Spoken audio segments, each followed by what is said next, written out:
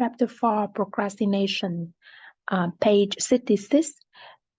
There are some research and there are two main findings. The first one is that people are more individualistic and the level of procrastination is on the rise.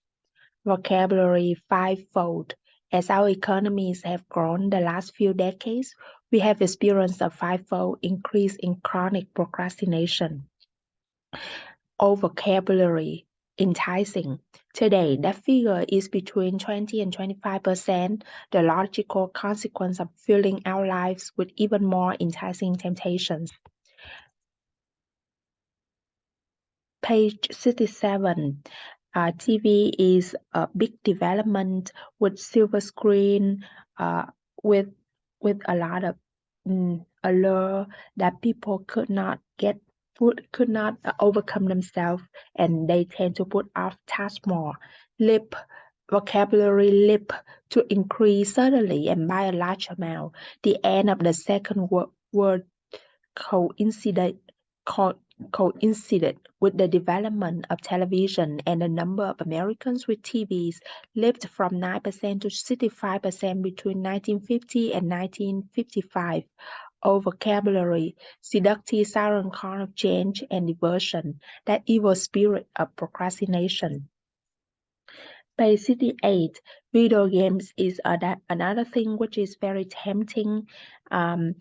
Vocabulary derived from, to come or develop from something, while the pleasure derived from working has remained fairly constant over the decades. The power of distraction only seems to increase.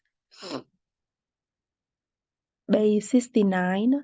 TV with a lot of add-ons like the remote, cable, satellite is even more tempting. Vocabulary, glow, a feeling of pleasure. Most Americans spend about half of their leisure hours in television's glow.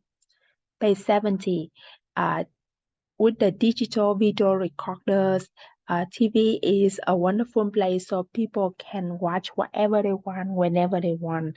And the internet is another step that is even more crazy, and especially the youth, they could not overcome themselves. They have to stick to their appliances all the time because of the internet. Vocabulary, commonplace, done very often, are existing in many places and therefore not unusual. Season box sets are commonplace, as are digital video recorders, DVRs. Vocabulary, allure. It is the internet which has all the allure of video games, television, and more on a single platform. This habit, pigeons.